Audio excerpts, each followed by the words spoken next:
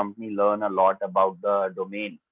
And this is our one, I mean, this is our one chance to sort of put forward the technology perspective to this domain, right? So how technology is sort of re uh, changing the fundamental way in which the whole uh, building management system aspect of this industry, right? So the BMS part of that industry really functions for commercial buildings, and that is what I'll be talking about.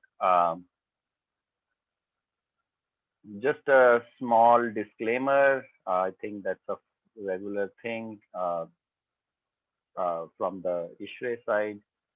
And my talk will be divided into sort of four aspects. I'll be talking about the challenges and the opportunities in the digital infrastructure space. And then I'll talk about how IoT, which is Internet of Things, is sort of disrupting the whole BMS space and challenging how the traditional BMS gets installed, maintained, and even the value propositions that are being delivered. I'll talk about how, I mean, one of the interesting aspects of this IoT based automation is that you can actually live this journey in a modular incremental fashion, right? And I'll give some insights about that, and then eventually I'll talk about some data analytics use cases, right? That can emerge from uh, doing such a deployment in commercial building spaces. I'll just try to wrap up everything in next 50 odd minutes or so, so that we have enough time, at least around an half an hour, for question and answers, right? I would rather spend more time on answering doubts for people versus just doing a one way discussion. Uh, so operations in commercial buildings, right? I mean, all of you are in one way or the other associated. There are complex operations in different zones within the building. The occupancy rate varies throughout the day, right? Several of the assets are being controlled in a manual manner. And there is, of course, high energy consumption, right? I mean, globally, buildings consume 40% of the total energy consumption, right? And because there is uh, less visibility into where this 40% is going, buildings end up wasting a lot of energy as well, right? And beyond the energy consumption aspect, the other aspect is, are my equipment in the building, for example, HVAC equipment that have been installed all the way from chiller to the pumps to the AHUs, the VFDs on the AHUs, the VAVs, VRS, etc. Are they performing well? When do I need to send the maintenance team to do the correction? There is very little visibility into that, and many of those things are still happening in a manual manner. Uh, so these, I mean, because of the way building is complex, these are the challenges that come up. Equipment is operating when not required. Perhaps the chiller is running in the night time because somebody forgot to switch off the chiller.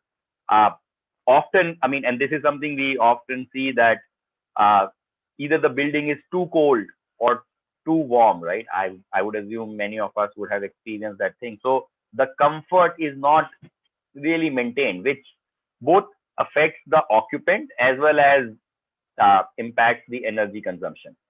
Uh, Asset maintenance, I mean, you don't know when the assets are getting impacted. Power factor, many of the utilities would penalize you if you are not maintaining the right power factor. Uh, are my equipment running in the right efficiency zone, right? Typically, each equipment is designed to operate in a certain band of operation, right? If you are not operating in that band, I mean, many of us would have seen that in the older vehicles or in the EVs that are coming in these days, there is a green band that shows up in the speedometer, right? That sort of says that if you are running the vehicle within this band, you are running it in the most efficient way, right? But outside of the band, uh, I mean, the equipment may be consuming more energy, right? So are you ensuring that the equipment is being operated in that band or not? And then, of course, again, from the utility side, if you are exceeding the sanctioned load, then again, you start getting penalties about it. So to address all of these challenges, the automation is the answer, and building management systems have been in place to offer that automation for now almost 3 decades, right? But the building there are a bunch of challenges in in this BMS space, which uh, the IoT space, the newer technologies with IoT are addressing. Right? So one, these are only suited for large buildings, right? So for countries like US, where the BMS penetration is more than 50% of the floor area, uh, for buildings which are less than 50,000 square feet, even there only 10% or only 2% of the buildings have BMS because the cost doesn't justify the ROI. BMS usually involve running thousands and thousands of meters of cable. So a lot of wired connection, very high upfront capex, and it's not very clear that uh, can I actually break down that capex and say that, look, these are good to have components and these are must have components, and I should just only invest in must have and then later on incrementally go to good to have. That sort of an flexibility doesn't exist. Largely on-premise deployment. Many of the vendors today are coming with cloud connectivity as well, but it's in a way done in a very patchy fashion, right? So you are trying to just latch on the external connectivity rather than thinking ground up how that connectivity should be delivered. Very difficult to maintain, and that is one of the reasons why BMS penetration in countries like India is very low, right? I personally have not seen yet any BMS that is 100% operational ever, right? So something or the other is not working in the BMS, right? So because there are large cables, the cables get cut somewhere, some sensor is not working properly, and you don't have insights into what is happening, etc. Uh, and interestingly, the BMS is collecting a lot of data, right? Every BMS would have anywhere from 500 to few thousands of endpoints. Uh, but what are you doing with the data? Just doing basic threshold-based control. I mean, that sort of saying that uh, you have spent on a Mercedes, but you are utilizing it as as as a Maruti car, right? So the data can actually give you a lot of insight, but that data gets hidden, remains on a computer, local computer within the BMS, and nobody even looks at that data. So what the IoT based connected building infrastructure would do is energy management through centralized monitoring. There are much more intelligent controls. If the equipment is not performing properly, you can have ticketing workflows. You can utilize the data for a lot of artificial intelligence and machine learning based fault detection and predictive maintenance. Um, it can seamlessly integrate with many of the third-party ERP systems. It gives you web-based dashboards, so you don't really need to go to the BMS to look at the data. Uh, you can actually, with COVID coming in, right? The fresh air or maintaining the right indoor air quality is sort of becoming very, very important, right? So you can actually, it's just an incremental thing to add this intelligent control of exhaust units and sort of nothing rocket science. And of course, temperature and humidity compliance from the occupant comfort perspective. So I talked about challenges and what IoT can give. Uh, but what exactly is this IoT, right? What do you mean? What do we mean by Internet of Things? What is exactly happening? So I'll now get into some nuances of what does this IoT really mean. and IoT in a true sense, right? So what we are talking about is, first of all, challenging the whole wired notion, right? Because that wired notion brings in both the cost and complexity to deploy, and as well as require then the whole thing to be planned upfront, right? Rather than being planned in a incremental fashion, right? So your sensing and control should be purely wireless.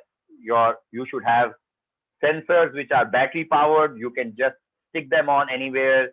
You should have smart wireless control nodes, and these should be all extensible to support different field devices that are typical DDC in the BMS would support today, right?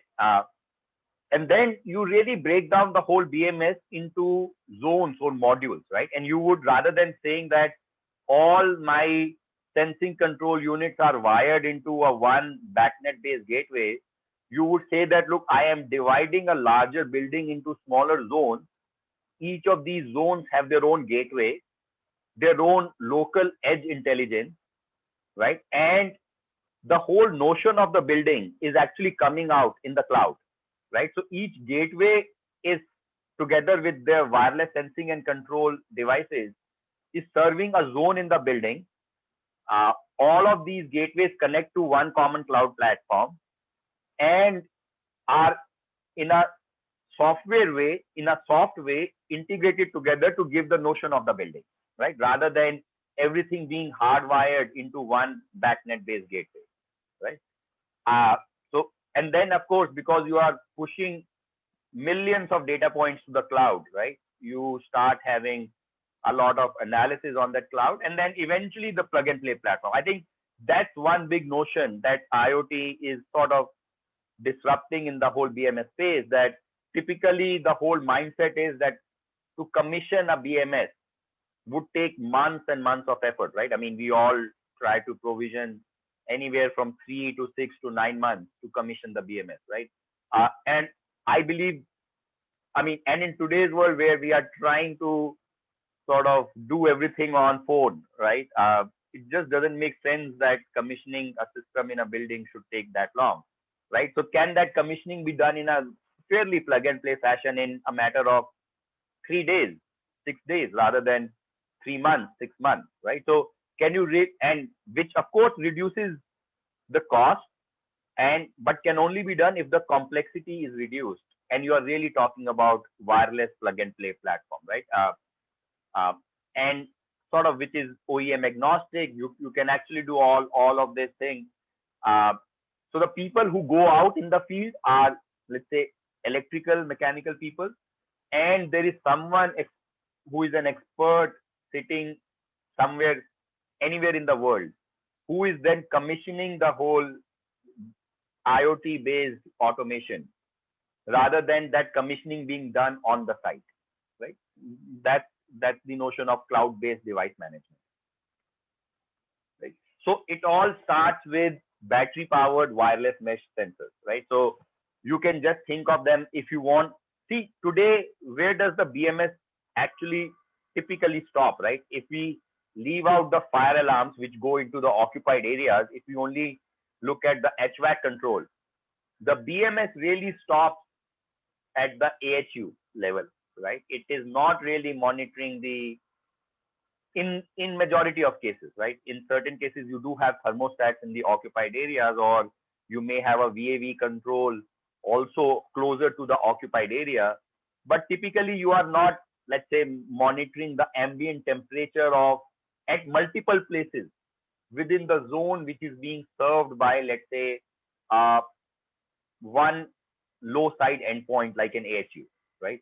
But the moment you have battery powered plug and play sensors, right, you can just stick them on.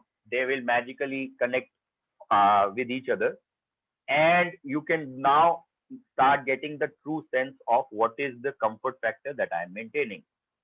Um, they can be self-configured, very easy to retrofit. See, that's another thing where the whole uh, notion of the BMS is getting broken down with this IoT technology, that uh, because BMS was wired to retrofit it into a existing brownfield environment was very, very challenging. And therefore, once the building is deployed, people would, I mean, either you choose to set it up upfront or it gets exponentially harder to then deploy it in the brownfield environment. But sort of IoT is challenging that. And I mean, in a way, as I talked about in the beginning, that 40% of the buildings consume global energy consumption. If we look forward, if we are forward looking, then by 2050, whatever buildings exist, 50% of those buildings already exist today, which means if we are not catering to the brownfield environment, we are actually missing out on that half of the opportunity that would exist, let's say, over the next 20, 30 years, more than half of that, right? Of course, there are different connectivity options that exist, open thread, Bluetooth, sub-gigahertz, and then you can use power nodes for control and sort of act like a router for this whole mesh. And then there is this control node. I mean, those of you in the industrial world can think of this as a wireless PLC. Those of you in the commercial building world can think of this as a wireless DDC. So essentially, it is also exposing a bunch of analog and digital inputs and outputs to which you can connect different endpoints. It could be 0 to 10 volt or a 4 to 20 milliamp sensor. It could be a 0 to 10 volt, 4 to 20 milliamp actuator, digital input, digital output, 24 volts. You can connect it on Modbus. See, one of the things one of the reasons that typically come up when you talk about a wireless BMS is that, look, wired is more reliable, right? I would question that, right? I mean, if you cut the wire somewhere, right? Or if rats cut the wire somewhere or whatever, right? If wires get cut somewhere, it's hard to then detect where that cut has happened. And actually it becomes very difficult. And that is one of the reasons it's difficult to maintain. When it's wireless, right? And if you can make each wireless connection work in a redundant manner. When I say redundant manner, the intent is that even if that wireless connection breaks down, the node still continues to operate as it was desired, right? So if you are pushing the control logic all the way down to this end node, which is wirelessly connected to the gateway, and the gateway is, let's say, wirelessly connected to the cloud, then what you're saying is that even if my gateway gets disconnected from the cloud, I have one level of redundancy at the gateway level. Now, if my gateway gets disconnected from this end node, I have a second level of redundancy at this end node level also. And this end node anyway is connected to the field devices over wired infrastructure. So if you really get into this two-layer architecture, then you are bringing in enough redundancy in the wireless thing, in the wireless network, that you should not be worried about reliability of wired versus wireless network. So, like I said, because it's a usual analog digital input output device, you can actually connect a bunch of field devices, either over Modbus or over analog digital IOs, or if it's an IP based protocol, then rather than connecting it to this end node, you would then connect it to the gateway, right? So again, this gateway would be, think of this gateway as a computer, but a very low cost computer, right? Sort of reasonable configurations, as we know that the computing cost is getting reduced day by day, right? Today, the phones we have are much more powerful in terms of computing both CPUs, cores, and RAM versus, let's say, the top end laptop that you would have purchased perhaps 3 years ago, right? So the computing is getting cheaper and cheaper, right? So why not take benefit of that for automation in the building? And like I said, break buildings into smaller zones, have one gateway for each of these zones rather than all of the field devices getting connected to one central backnet device sitting somewhere in the building, right? And then let these gateways manage that zone and connect these gateways automatically. at the cloud level. And what you get is sort of this picture, right? So you can have a bunch of equipment. It could be HVAC related, different incomers, which you could connect with different types of sensors and actuators. If a BMS already exists, you can put a gateway and connect to that BMS over the backnet.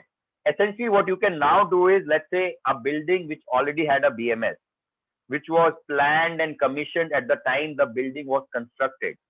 Now, over the next 5-10 years, there are a bunch of retrofits that happen. New zones get added into the building, new type of air conditioning that gets added. And often then these devices remain outside of the BMS. So what you can do is, let's say even for buildings that already have BMS, you bring in these wireless sensors and actuators for the control retrofit part of the building to sort of retrofit sensing and control for assets which are not feeding into the BMS, right? And then you again integrate all of them through the cloud platform, and you take benefit of the AI ML algorithms that are running in the cloud.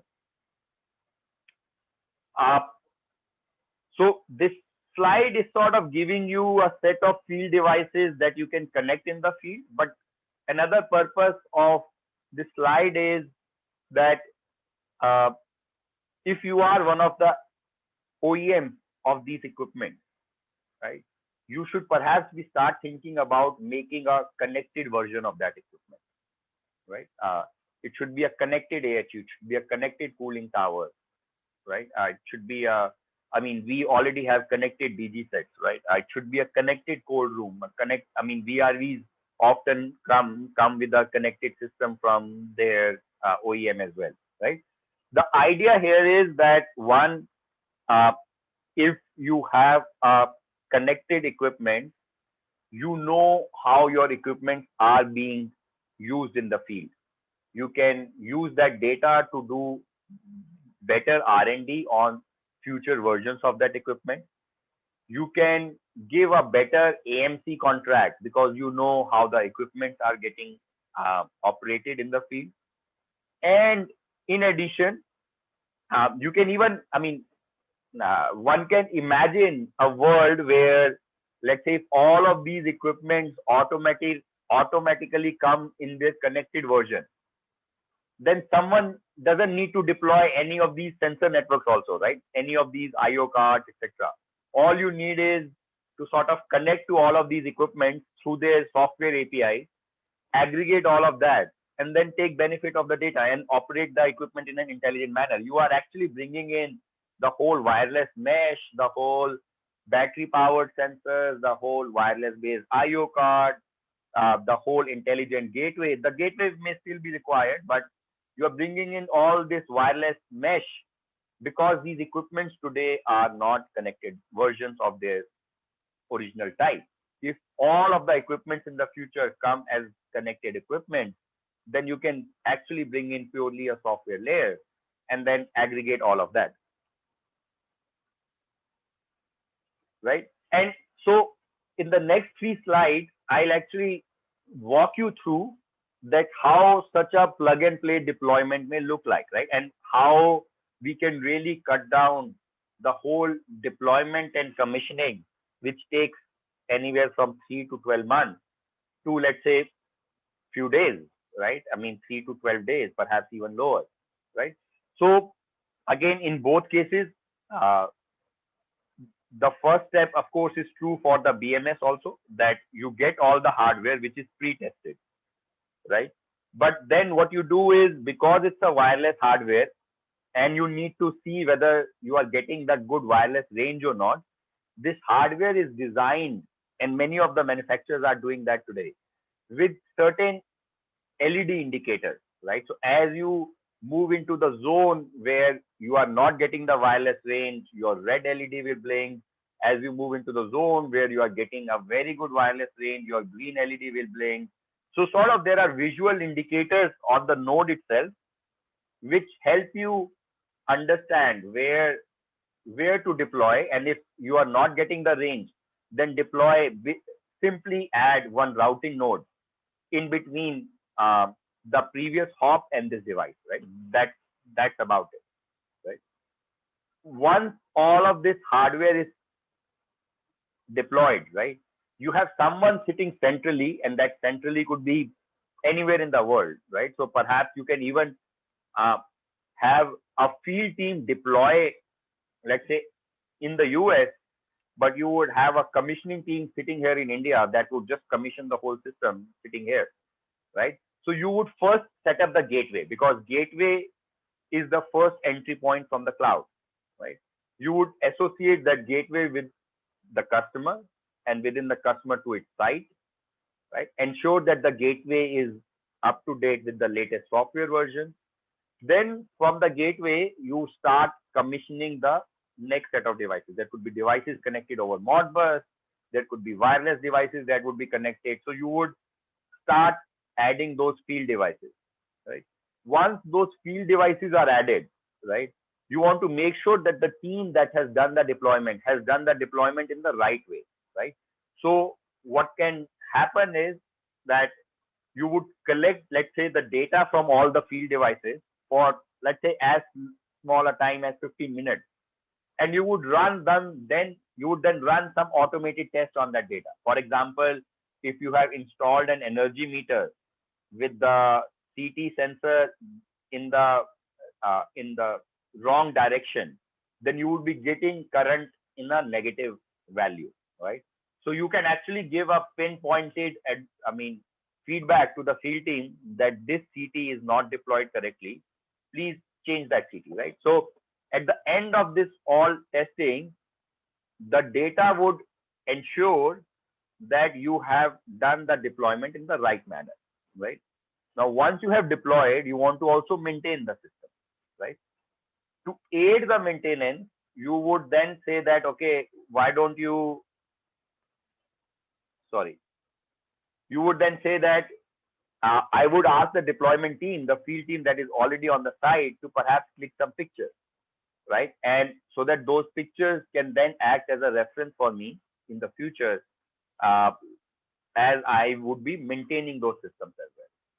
And then maintenance is also largely, unless you want to replace the device, everything should happen remotely. You should not be required to visit the site, right? Uh, you can check data. All of these, assume that all of these sensors are not, for example, a wireless temperature sensor is not just giving the temperature value, but is also giving the signal strength value. So you can actually historically see that whether this sensor was experiencing very low signal strength, and therefore that is the reason I'm not getting the data. And you can perhaps even ask the customer or just send someone with a very pinpointed guidance that deploy one extra power node closer to this sensor so that this sensor gets very good connectivity, right? So essentially, all these gateways will have a secure VPN connection to the cloud, and you have a central team again sitting anywhere. You can imagine that you have done bunch of deployments in the US, and you have a team sitting here in India that is sort of doing the remote maintenance with the help of very small number of people that are out in the field in the US. But much of the things are being addressed at the centralized level itself, right? So then, so you have done the deployment. We understand how to maintain that deployment. Now the customers need configurable dashboards, right? And that's where again a lot of time goes in to configure the dashboards within the BMS system. So in this case, the way technology is emerging is that you are getting all the data. You can actually configure different types of screen for the customer. And to configure that screen, think of it this way, that you break the screen logically uh, into blocks, and you break the block into a small widget, right? A widget is, let's say, showing you the temperature data of all the sensors in one zone, uh, which is being served by one AHU as a scatter plot, right? And a block is, let's say, multiple such scatter plots of different zones within the building. And a screen is, let's say, the live view of how you are maintaining the customer comfort. So in addition to this temperature humidity data, you may have a bunch of other blocks which are showing different other widgets, right? And all of that is configurable without writing a single line of the code, right? So essentially, again, you have someone sitting centrally that would configure the widget, the block, the screen, put in access control for that, who within the organization can see which screen, who is allowed to do control, who is allowed to do only monitoring. Within control also associate certain hierarchies, etc. Right? And boom, right? You are done with a highly configurable dashboard where you can give customers the screens as per their color scheme, their logos, I mean, beyond that, even customize all the way down to the widget level that if someone instead of scatter plot wants to see some other line plot, it should be fairly straightforward to do that for the customer, right? So really make customer the king, right? I mean, you can actually allow them to dictate how the whole screen should look like rather than as a BMS company dictate that I would have that picture of a chiller or an AHU and I will overlay data on that. And that is a standard screen that I give to all my customers. So in a way, think of it this way that you are also flipping the whole approach to automation, right? So rather in a BMS, you say that I am using hardware to automate. Software is just an enabler, right? You are actually flipping that mindset and you are saying that software is what is useful to the customer because it is what will give you predictive maintenance. It is what will allow you to do intelligent controls. It is what will allow you to get centralized dashboards. And hardware is the enabler, right? Rather than software is just an enabler which is sold as 2, 3, 4% of the overall project cost, and hardware is the primary thing that you are selling, right? So that whole notion is start flipping when you move from BMS world to an IoT world, right?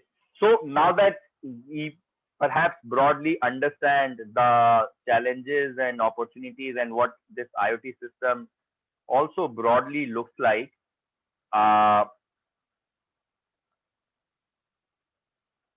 so let's just understand that again, one big notion that IoT is sort of bringing in is that you don't need to plan everything upfront, right? You can actually live this journey in an incremental fashion, right? So what does that mean, right? Perhaps start with a very low cost, only monitoring solution, right? Don't even try to control, right? So you put in energy meters wherever at different feeder levels. You put in ambient sensors to understand are you really giving good comfort to all the occupants. And if your building already has a BMS, just integrate that BMS over BACnet, right? The moment you start getting this data, you start deriving value from this data beyond what BMS can do, right? And what is that value? The fault detection and diagnosis, right? So you collect the data, this data gets to the cloud, and that's where, let's say, you can have several models running, right? And these models understand the mechanical aspect of the operation of that asset as well as they can do bunch of statistical things like deep learning, etc., right? And combine that to then sort of one, not just give a centralized dashboard to the customer, but also do anomaly detection. Now, let's say once you have created an anomaly, you can have the whole ticketing workflow there that anomaly gets generates a ticket, that tickets get assigned to either the field engineer and also can be visualized by a central engineer, and that central engineer can ensure that their field team is performing in an appropriate manner. So in this first step, what you're trying to just achieve is I'll just get the data and I'll ensure that my assets are being maintained properly and I am giving enough comfort factor, comfort to my occupants. In the process, you will also start getting, this anomaly not just means that that you are maintaining the assets. This anomaly also means basic things like, was your chiller running all night when it was not required, right? So you can raise alerts, etc., as part of that data as well, right? And I think very low cost way to just start experiencing the automation, right? And this data will also then give you enough information to make your own internal business case, that if I start automating some of the controls, right, what additional energy savings can I get, right? So see, in this case, uh, the data will tell you that your chiller ran last night, right? But whatever happened already has happened, right? And energy is, money is already lost.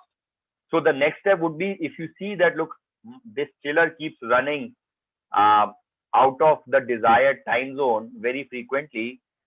Of course, it's very hard to change people's mindset. So you would say that, look, I will automate the operation, right? And if I automate the operation on the chiller, this is how much I'm going to save, and this is how much it is going to cost. So you can actually do a very, very concrete and definite ROI analysis for your own premises rather than a more generic ROI analysis. So that's the other benefit that you get by just living this first stage of monitoring the data and doing a bunch of analysis on top of that data, right?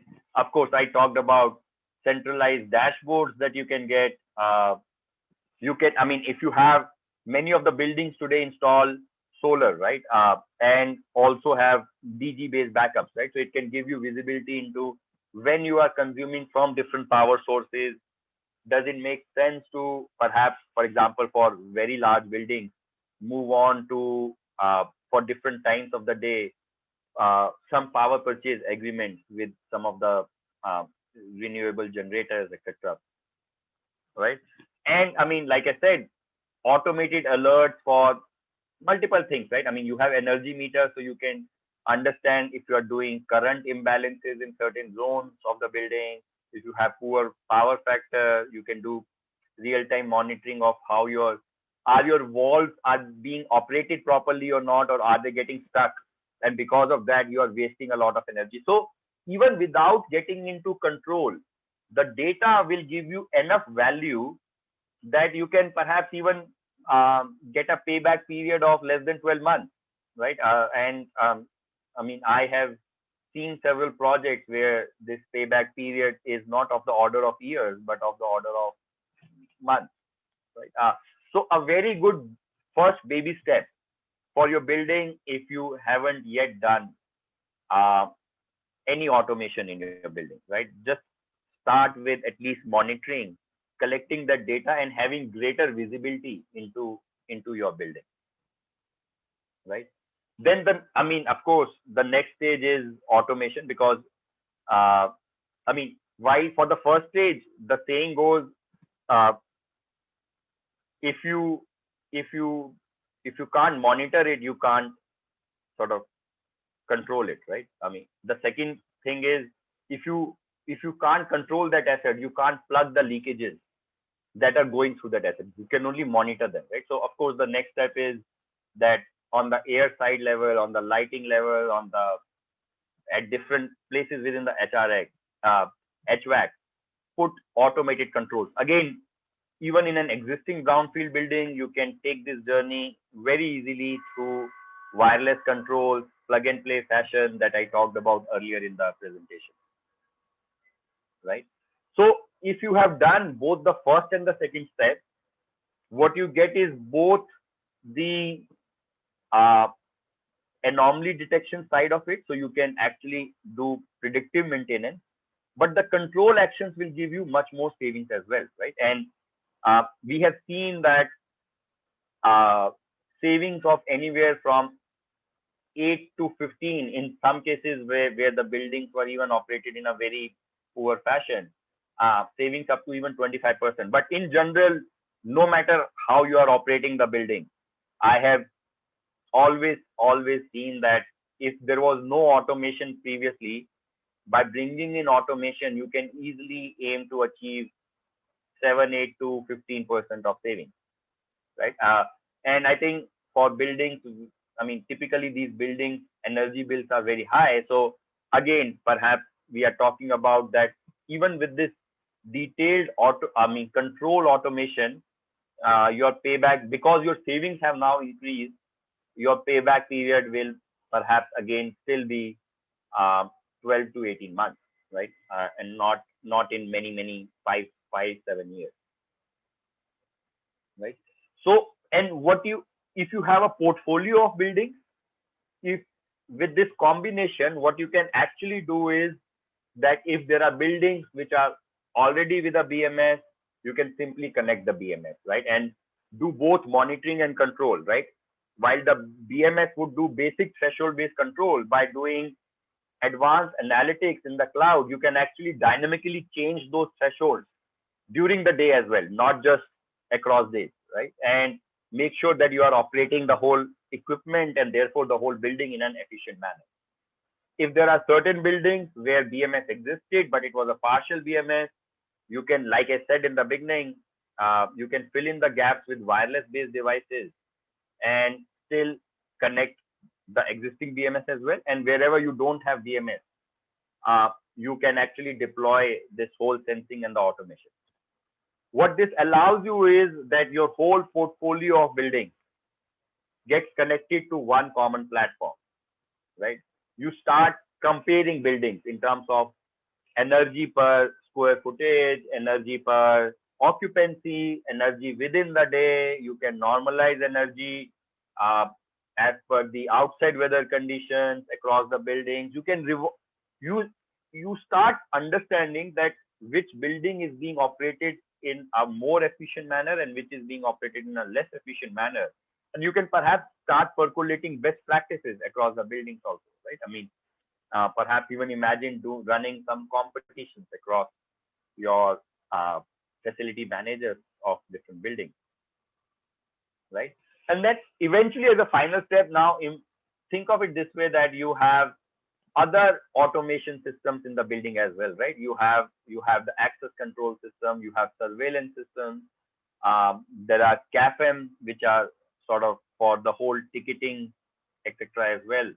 So uh, you can at that, once you have lived the saving journey, I think then that is the point in the final step where you start even integrating these systems which were otherwise deployed in silos, right? And say that, look, I will connect all of these systems so that, for example, my regular day, I would switch on the chiller at 9 a.m., right? But today it's a heavily rainy day, and the occupancy even at 9:30 is very low. So perhaps I can increase the living water temperature for a little while, because I mean, this is not like any regular day, and therefore I can sort of play around with the settings, right? But to achieve that, rather than deploying my own occupancy sensors across the building, I can perhaps take benefit from an existing occupancy detection system or the access control systems and sort of connect with them. So I'll now just take another 5, 7 minutes to sort of walk you guys through different, see, because at the core of all of this is data, right? Because data will allow you to have better insight, better visibility. Data will also allow the algorithm to have more efficient controls, right? So uh, what all can you do with the data, right? And these are actually plots from some of the real deployments that have been done with IoT based systems in the building, right? So the first use case is energy management through centralized monitoring and intelligent control. So in this case, you can see that the HVAC was starting much earlier in the day and keep running much later in the day. But with scheduled operation, you can control when the HVAC turns on and when it switches off. Similarly, for the lighting system, right? You can perhaps switch off the lighting during the daytime, and I mean, or switch off the partial load, and sort of you can, I mean, what is called as delayed start and early stop. That is possible if you are have the data coming in at real time, and if you're taking the control actions accordingly. In this case, you can see that whether the valve is operating properly or not, and uh, if the valve is not operating properly, you are actually overcooling uh, the area as well as uh, incre increasing the energy consumption. So by sort of changing the set temperature uh, at at uh, different times in the day, or uh, sort of by modulating the valve in a different manner, you can actually uh, achieve better comfort with reduced energy consumption. Right? This is just a power factor thing, that before intervention, after intervention, how power factor improved. I would assume all of you are very familiar with power factor, so we'll not go deeper into it. This is sort of giving a good view of what your solar uh, is consuming, uh, and are you doing net import, net export across all sites, how much of export you are doing, at what times during the day do you do that net export. uh, if you also have a DG, is your DG being operated in the right manner? So I mean, just some small use cases. Now I'll talk about AI ML based fault detection. So in this case, for example, if a compressor, so how does a typical compressor works, right? I mean, you would have a set temperature uh, in the control logic, and there is a sensor which is feeding that control logic, which is, let's say, monitoring the return air temperature. Now, if my return air temperature reaches the set temperature, I would, or goes lower than the set temperature, again, I mean, I'm just simplifying it, then you would switch off the compressor, and then as the return air temperature increases, you will again switch back on the compressor. So a good compressor would give you these cyclic operations, while if you are not getting the cyclic operations, then there is something wrong with the compressor, right? And you can identify that. And sort of we did that with um, I mean a bunch of uh, so this is a use case for both the air conditioning and refrigeration units. And you can um, look at these to, again, if you are monitoring, let's say, thousands of these units across multiple sites, you can actually, uh, with the algorithm, rightly just pinpoint only a small subset that are not operating properly, rather than just visually monitoring the data for all of those thousands of devices.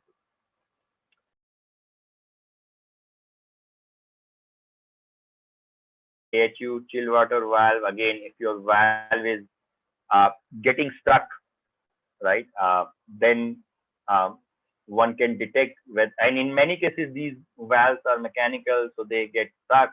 I mean, there is dust that comes in. So identifying when the valve is stuck, is the valve actually operating in the right manner? While the control device is telling the valve to open up 50%, is it actually opening 50% or opening only 30% or 80%? All of those things can actually, and then you can also have a predicted notion of valve opening, right? So you can say that given my return air temperature uh, and my set temperature, a good PID logic would say that uh, for efficient operation, this is how much the valve should open up. But if the valve is opening more than that, right, then perhaps the PID coefficients are not programmed in the right way, right? So you can actually go down all the way to even sort of optimizing these coefficients at the DDC level.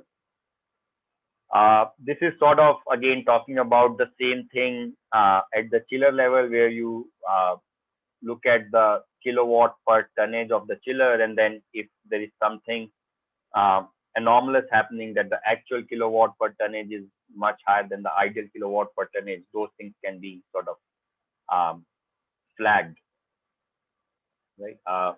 Another use case with cooling towers, if you look at the condenser temperature delta, right? And then you plot that against the wet bulb temperature, and that can then classify different cooling towers into uh, sort of, uh, let's say, these three zones. Green is the good zone, red is problem area one, where of uh, fans are not operating properly, and the pink is, let's say, the problem area two, where uh, perhaps the lesser number of cooling towers are running than what is required if you have more than one cooling tower. Percentage loading of DG, right? Again, I was talking about this earlier in my talk also, that each equipment has a sweet spot, that if you operate it within that sweet zone, it will operate very efficiently, right? So in case of DGs, there is always an efficiency curve. Same is true with UPS also. There is always that efficiency curve. So uh, you don't want to operate DGs outside of, or UPS outside of their efficiency zone, because then they start becoming very inefficient, right? So you can actually start looking at percentage loading of your DG at different sites across different power outage times, etc., and then make more informed decisions about whether you need to step up the rating of the DC or step it down, and those type of decisions. I mean, again, data-driven operations, data-driven decision making. That's the common theme that is coming in again and again. It's This slide talks about starting current of induction motors, right? So if you are monitoring current at the pump level, and if the motor is taking in very high starting current, I mean, perhaps it's the time to get the winding uh, maintenance done, right? And then, I mean, classified some use cases in this category of data-driven risk detection. So this is again unbalanced current. So if you keep running uh, sort of certain feeders where your uh, uh, sort of currents across the three phases are not optimally balanced, then the same three-phase current is feeding into sort of some of the three-phase motors, and if sort of would impact the winding uh, of those motors, right? So you would ideally like to, and I mean, it's a matter of just doing some rewiring, but often you just don't know, you don't have the data to take these interventions, right? So some simple interventions like these can be taken up easily. And then, of course, the temperature and humidity compliance, right? So are you uh, what are the zones where you are maintaining a comfortable temperature and humidity? Are there zones which are high temperature, high humidity, or high temperature and humidity both, right? And this can then percolate down to whether your VAVs are not performing properly, or your um, your PID logic is incorrect, or your set temperature is too high or too low, etc. Again, monitoring indoor air quality. Here in this case, you can see, let's say during the night, while the CO2 levels were comfortable during the day, as more and more people keep coming into the building, the air quality really reduced, right? And therefore, perhaps would make a case for that building owner or building manager to sort of see whether they can pump in some fresh air, or I mean, there are other ways through which you can actually control the CO2 content. I mean, because your occupants will come, and this is the load that you are getting in. So sort of in a way will prompt you to sort of take some corrective action, which you would not otherwise feel if you don't have the data. And by the way, I mean, it impacts productivity significantly, right? So if it's an office building and you are not maintaining the right CO2 temperatures, right? It doesn't occur to us in a very uh, absolute manner, but our bodies do respond to these higher CO2 levels in a way that we are not very productive. So it's always not just from the energy perspective, but also from the productivity perspective. It's useful to maintain comfortable CO2 levels. So I would just summarize and we'll close and we'll open up for questions. That DMS have lagged innovation across decades of existence. They are also very expensive for small size buildings. The new IoT based solutions technologies are disrupting the digitization of the infrastructure. And most importantly, this digitization, when done through IoT, is a journey that can be iteratively lived, right? So you don't need to plan upfront for it. If you have not done the automation, highly encourage, reach out to, multiple players in the market, and sort of take that first baby step, and you will start experiencing it yourself, that the benefits far outweigh the cost. So it's just about not taking that step. And even financially, it would make a lot of sense to just go for it. So with this, I'll just stop. My email and the phone number is on the screen. I'll be happy to take questions now, but even if we are not able to take any questions, if you have any further questions, feel free to reach out to me, and I'll be happy to answer anything that we are not able to discuss today. So Tapas, we can open up for questions. Yeah, great, sir. Thank you very much. Thank you for your great presentation over this topic. So now I'm going to take questions one by one. I think KD sir wanted to say something. KD sir? No, sorry. Please go ahead, Tapas. Sorry to interrupt you, but No. I just want to say there was a great presentation by Dr. Majid Singh, but please carry on with the question answer session, sir. Sorry. Please go ahead.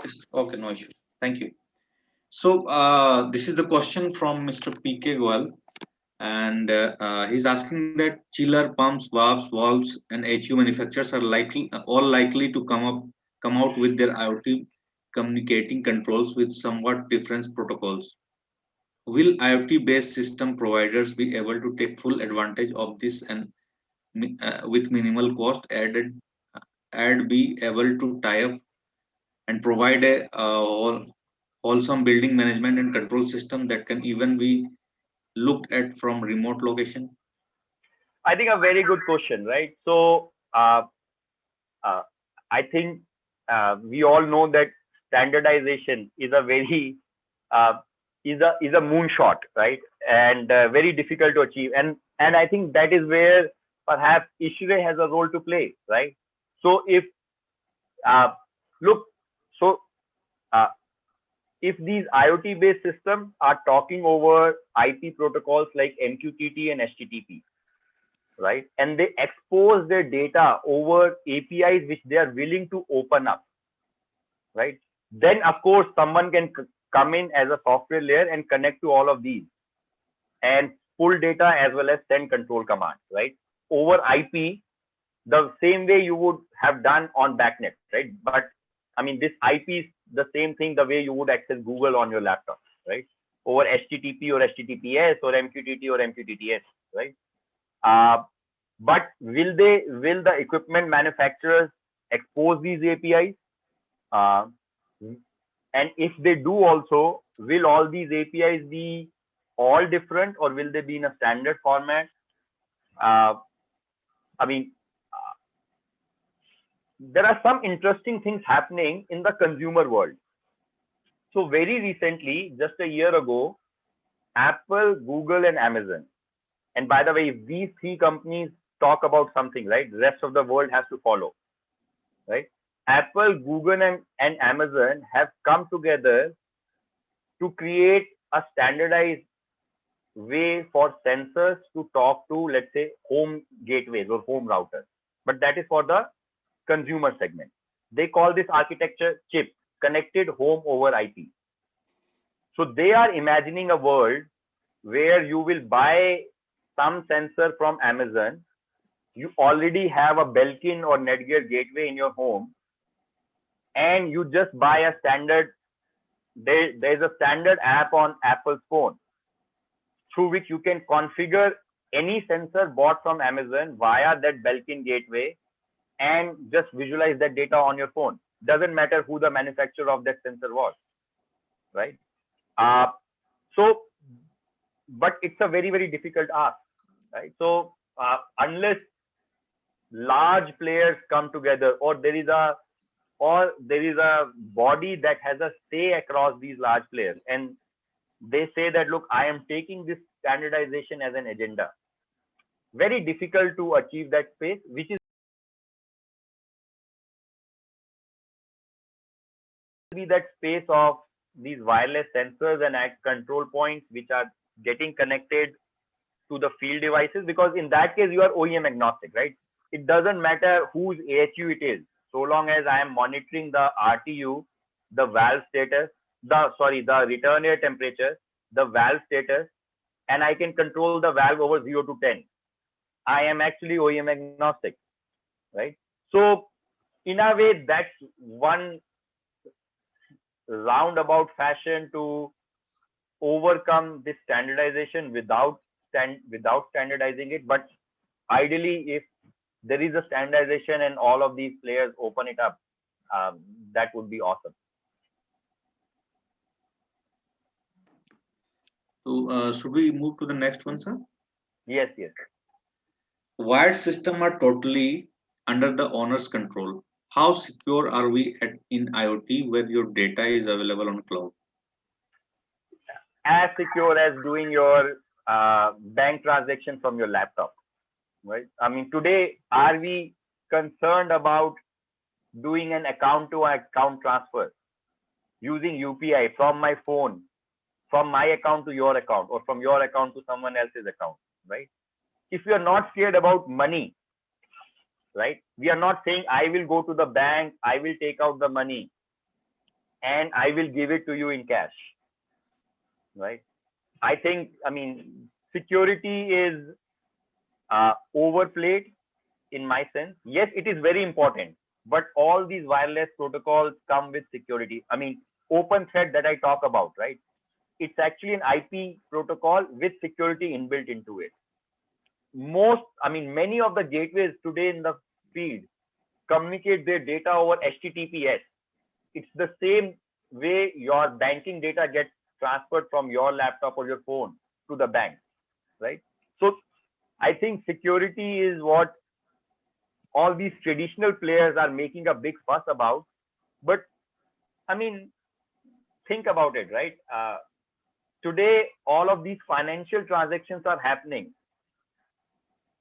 over the same HTTPS, right? Why should we be concerned about this sensor data transacting over the same HTTPS?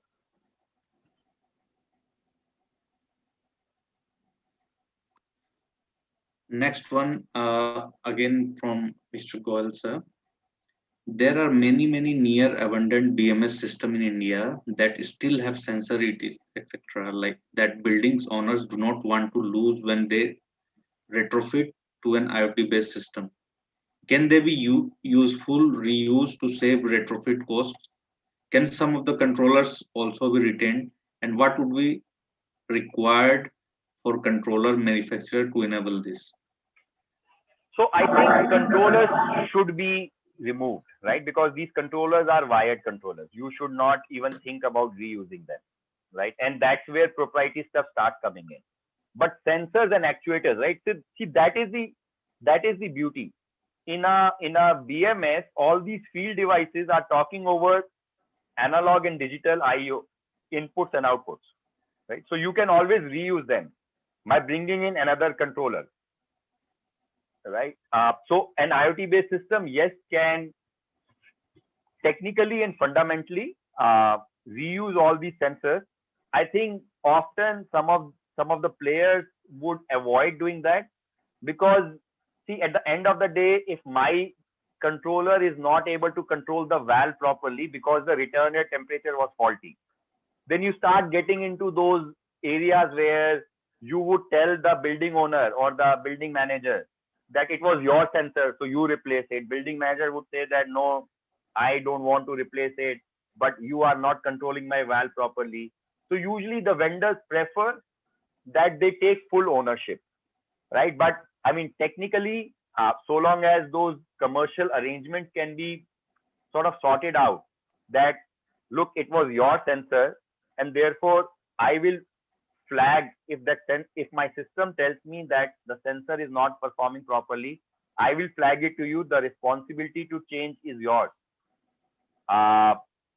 Then I think these type of things can be sorted out, and we should not be worried about controllers, because again, see, what has happened over time is that even with wireless coming in, etc., the cost hasn't increased, right? So in fact, you can get much higher capability with perhaps lower cost today, right? And that is because the way the computing world moves, right? I mean, your phone, I'll give that example again, right? The laptop which was coming in 3-4 years earlier, right, for 50,000 rupees. Today, your phone, which is much more compute intensive, comes for 20,000 rupees, which is much better than that laptop of 3 years old, right? So yeah, I mean, don't worry about controllers. Field devices can be easily reused because they talk over analog digital IOs. But that commercial arrangement with the building managers has to be sorted out for these field devices to be easily used. Next question, sir. That is, attendee's name is not coming. Anyway, the biggest problem that we see with controller supplier and system providers today is that they understand data collection, display, transfer, storage, but have little or no capacity to analyze the data as HVAC engineers would do. Example, differentiate between loss of gas or low flow when low suction pressure is seen over a long time. How will IoT-based system be able to overcome this limitation?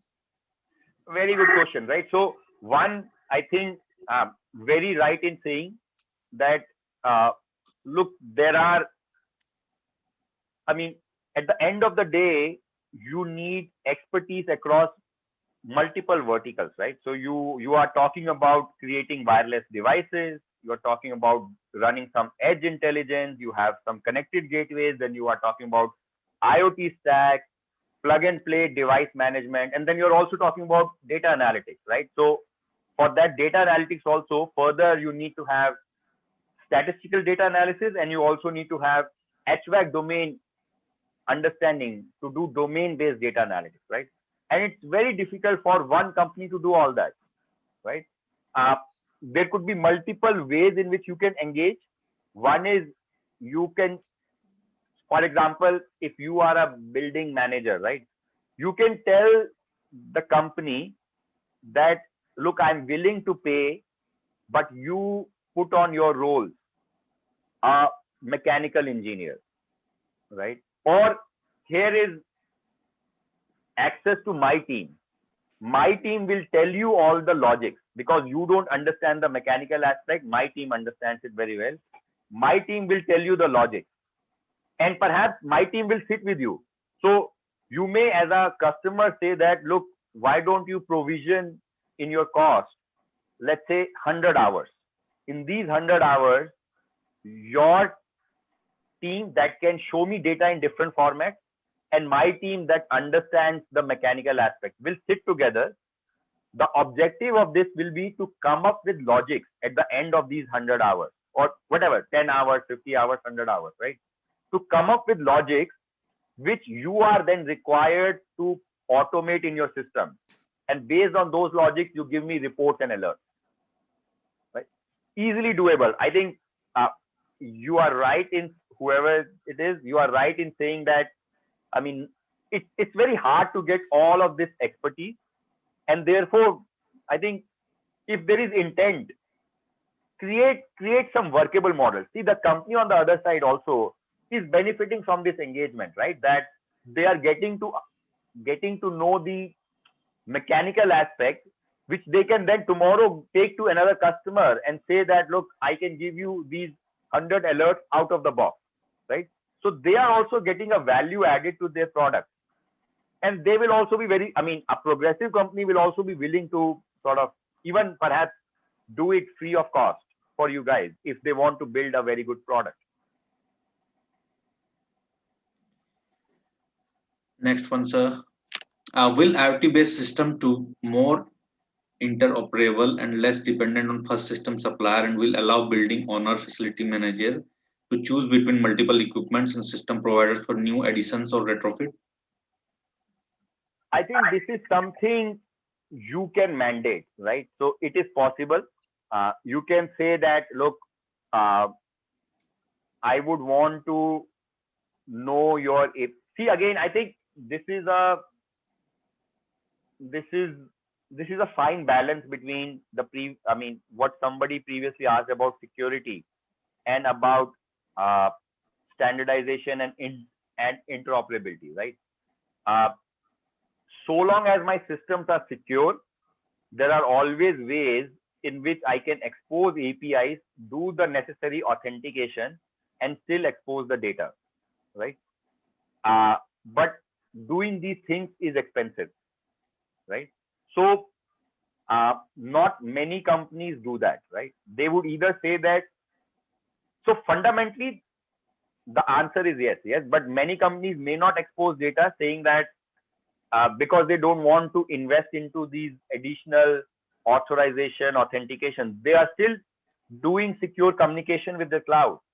But if they have to expose the same secure communication to a third party, then some additional checks and balances have to be put in place. Often you don't do that at early stages of your product building, right? So uh, I think over time, this is where the world will evolve, but it will take some time.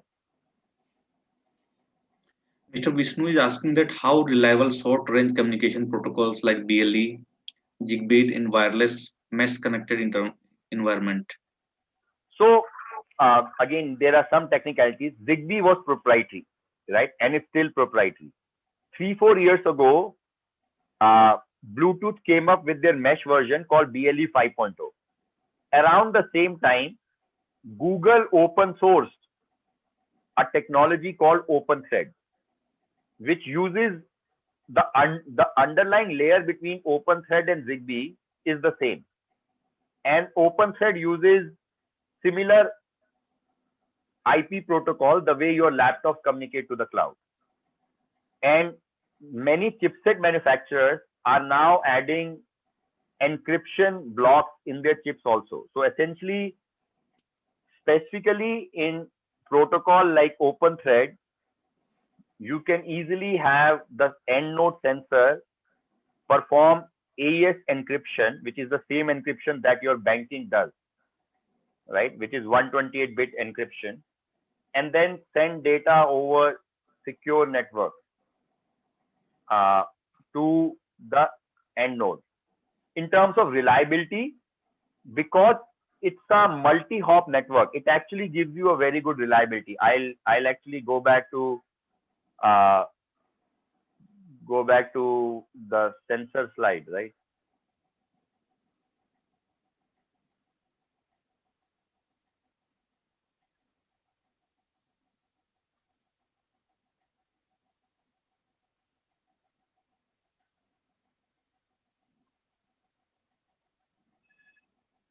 So if you see the lower diagram here, right?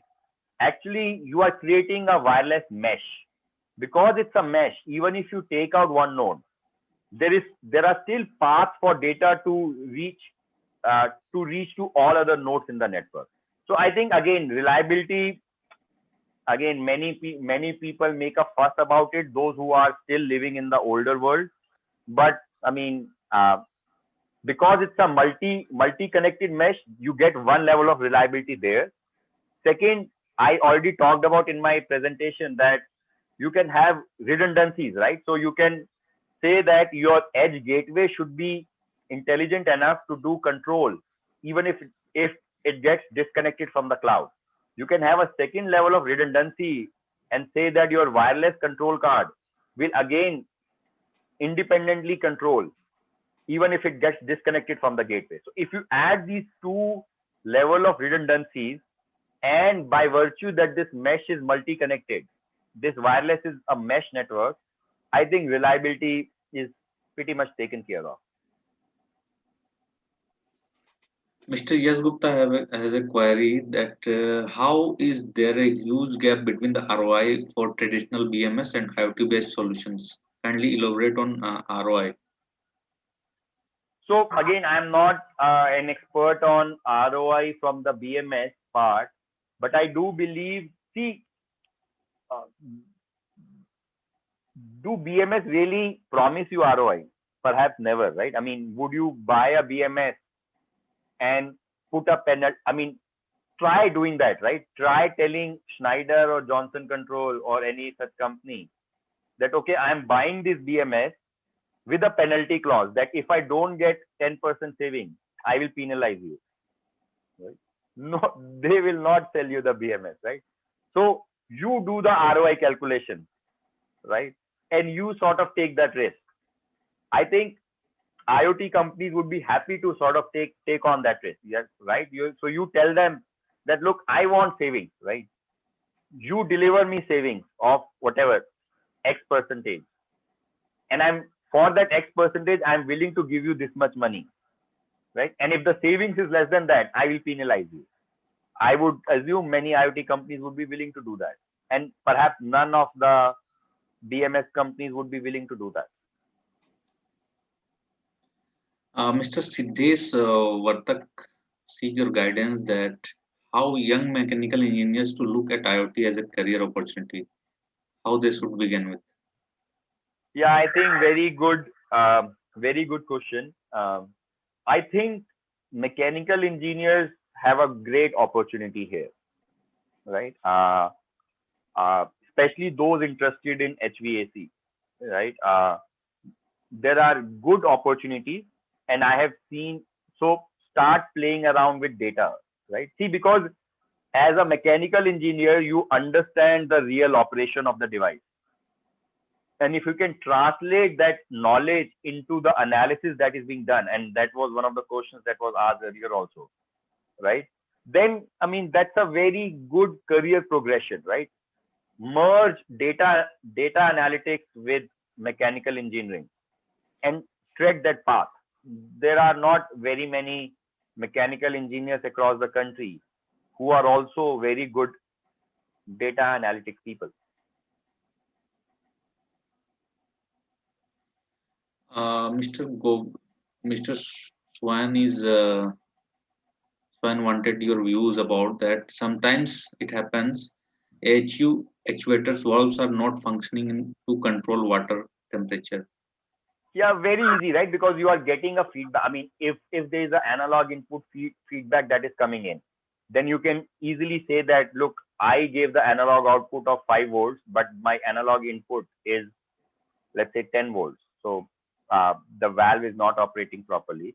Or if you don't even have the feedback loop closed, right? I mean, the valve doesn't support it. In that case, you can monitor the variation in the return air temperature as you open or close the valve for different percentages to then make a very good prediction about whether the valve is actually stuck or is working properly or not. What is the best strategy to deal with the old buildings which are having local BMS installed to bring them to IoT systems? Very easy. If the BMS is operating, just get a gateway that can talk over BACnet and with a connected IoT infrastructure, and you are done. Very low cost, right? I mean, very easy way. But often these old buildings with legacy BMS will have many parts of the BMS that are not working, right? So perhaps do it in a staged manner. Uh, Connect a gateway that can talk to over BACnet, bring all that data, understand what is working, what is not working. If it's about field devices that are not working, get them replaced. If it's about some controllers not working, perhaps get an IoT based controller and start getting that data. And over time, live this journey to make your BMS fully operational also, and then start reaping the benefits. So this is the last question from Mr. Goel, that a financial sheet pulls data from multiple clouds and displays it on single sheet like all your mutual funds and bank accounts. Why can't we pull data from different equipment suppliers, clouds similarly? This will increase security and make data access at lower cost. Again, very good question, right? But uh, everybody feels today that data is the new oil, right? So who is willing to expose data to you, right? So uh, I mean, see, people would rather use data and build some proprietary stuff than to expose data to someone else and let them monetize that data, right? So yes, in an ideal world, this should be done, right? But in a real world, uh, people will not easily expose data to third parties. That's the reality.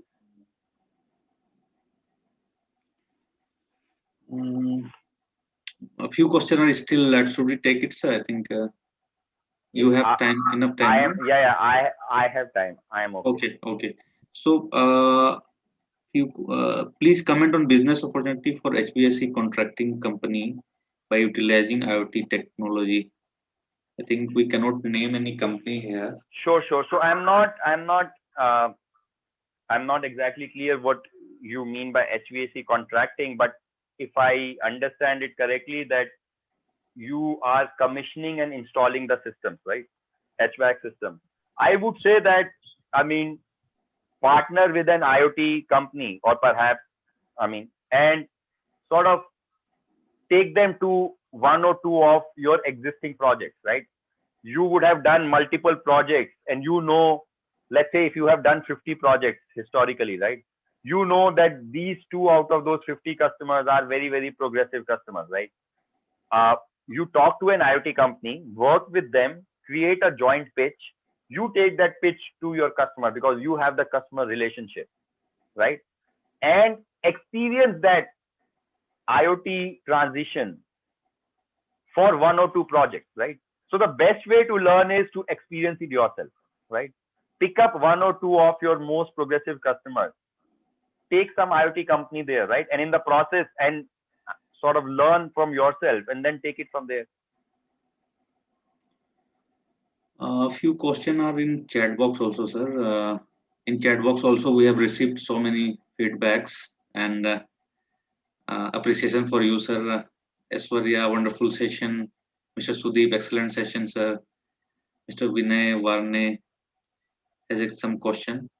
That is, what about cyber security in IoT device? How we can? I think we have talked about security already, right. Uh, and apart from that, only appreciation messages are there. So I think all the question has been well taken, sir, and it was great session, I believe. And in future, definitely we'll make it again some extension of this topic and any other topic we will have to discuss on this forum.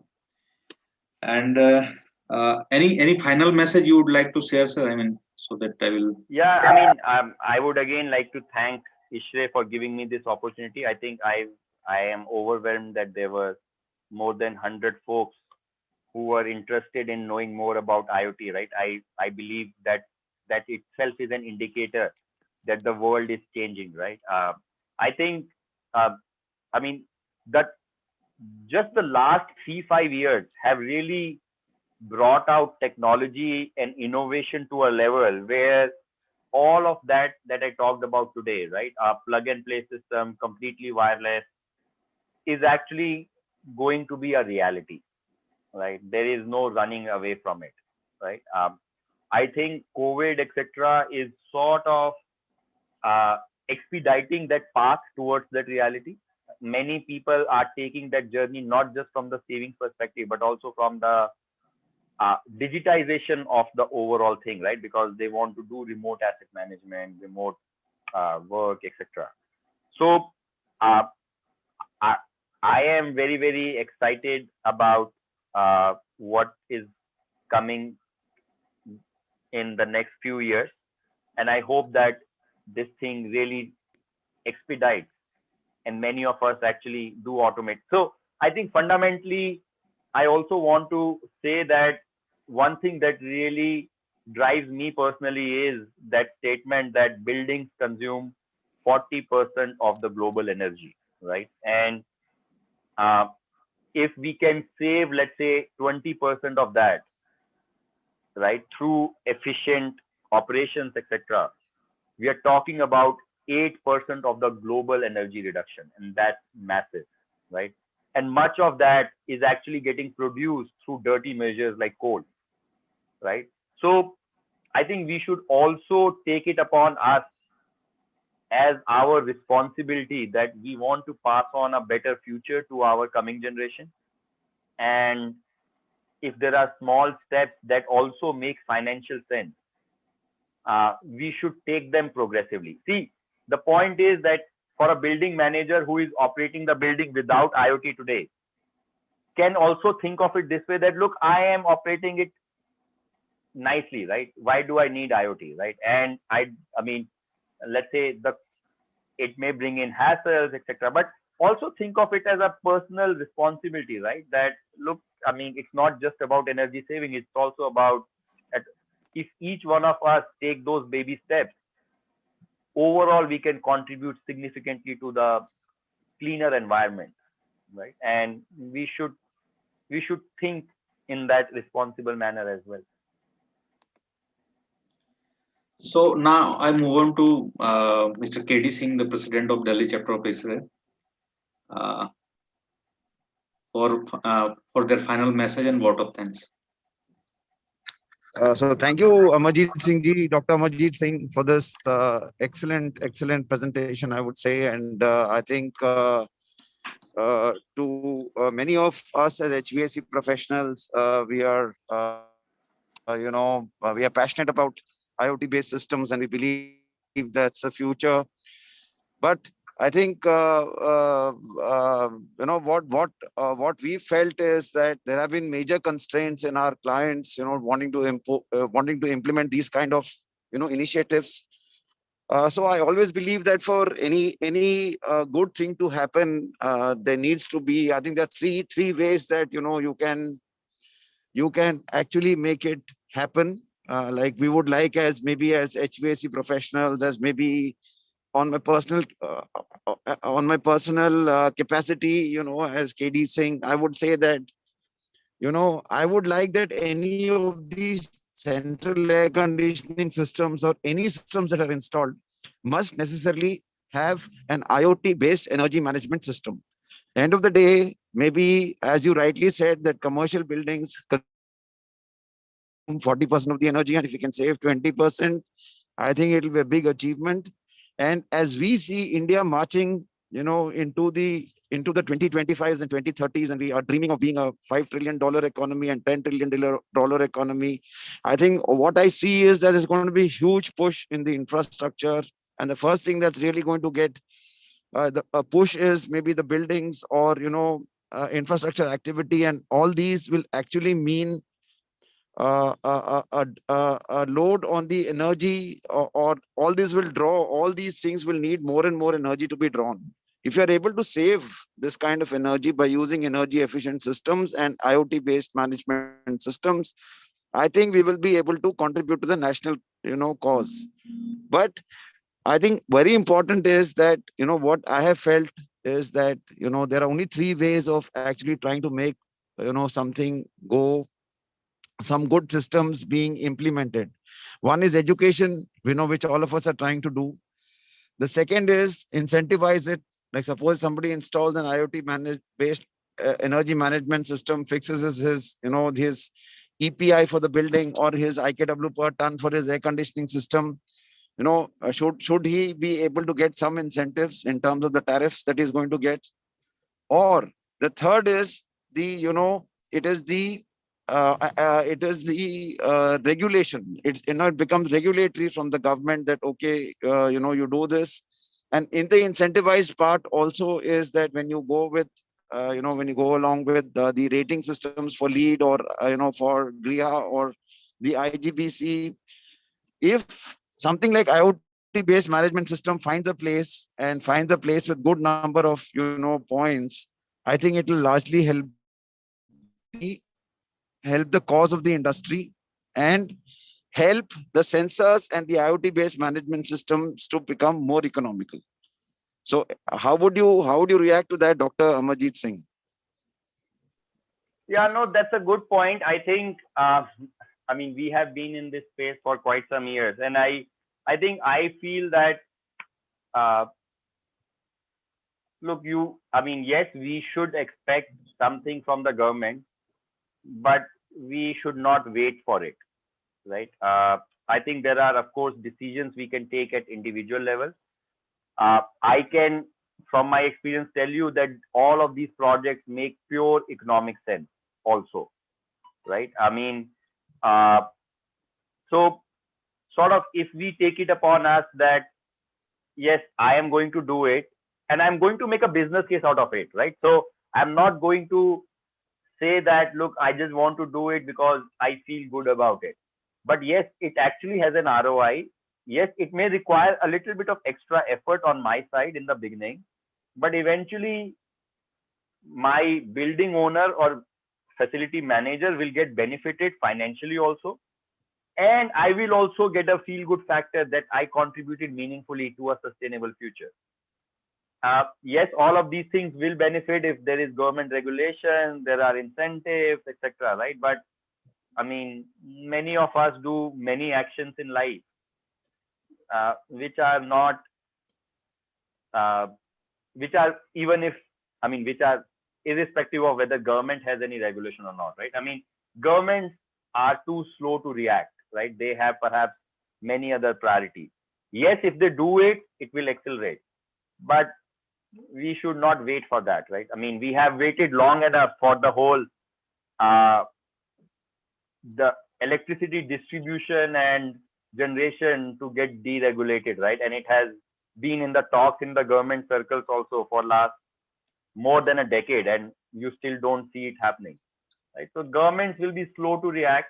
I think we need to take actions at the personal level, and we do see a lot of large corporates taking that action, right? I mean, I think people are understanding that there is a need today to sort of step up, and because financially also it is all making sense.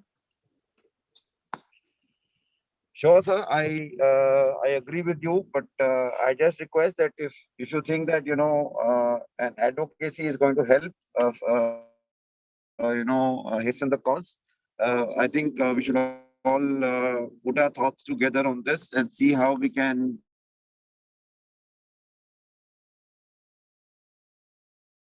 society that we are contributing to the national cause, how we can try and hasten the entire process, because I think that is the future, and that must find its place, as you rightly said, as soon as possible. And if this can help, then yes, certainly we should take it forward. Right, right. No, I think I would also like to add one comment, right? So we have all seen how India progressed uh, in the mobile world, right? So we were never able to get landline to many people because it was all wired infrastructure, right? The moment mobile phones came, we leapfrogged the whole world, right? I think that is where the opportunity is, right? 50% of the buildings in the US already have BMS in them. Less than 5% have BMS. We have an opportunity to actually leapfrog and say that, look, India is a place which will create a wireless BMS, right? And will supply it to the world, right? Because this is actually the land of opportunity where we can leapfrog and say that, look, I don't need wired infrastructure. I mean, I would simply go to wireless. While many legacy buildings in the US can't just think about it because they already have invested into it. Sure. So thank you very much, Dr. Amarjeet Singh. I think thank you for having found time to educate our members, and I think I've seen some wonderful comments in the chat box. But truly, it was a very fascinating session. I think all of us have really enjoyed it, and we look forward to more of your knowledge sharing sessions with us. And so thank you very much on behalf of the Delhi chapter of ISHRE. and the entire members, etc., who are all here. And I think we had a wonderful audience today. We had more than 115 or 120, attendees on this program, which it speaks for itself. Which clearly conveys that how interested people were in listening to what you had to say. And so you having an experience from academia and in the industry both, I think that's a rare thing to find actually. It's very rare to find people with this kind of an experience. So thank you very much, Dr. Amarjeet Singh. It was wonderful having you on our program today. And Yeah, thank you for the opportunity. and I personally, from the bottom of my heart, thank you very much for having found time to be here. Thank you, Dr. Singh. I think it was a great session, and look forward to having you over again on one or two more sessions as and when you have Sure. time, sir. Sure, We are sure. privileged and honored as DCI to have you here. Thank you once again, sir. Thank you all our attendees and who have found time to be here on this program. So thank you very much, sir. Thank you very much for being here. Thank you. sir. Thank you Thank for you the very much. opportunity. Thank you. Singh sir, with your permission, should I close this session? Yes, please. Yeah, Thank you we'll very close much. the session. Tapaji, we'll close the Okay. session. Thank Okay. you very much. Thank you, sir. Thank you. Thank you. Thank you. Thank you, all the Thank you. attendees. Thank you, sir. Thank you, everybody. Thank you for joining.